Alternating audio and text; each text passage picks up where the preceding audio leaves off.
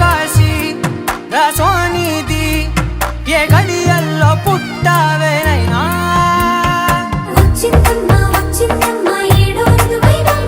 నా ఊహల్లో నా ఊరేగింది నువ్వమ్మా నా బ్రహ్మచర్యం బాకీ చెరిపేసిందమ్మా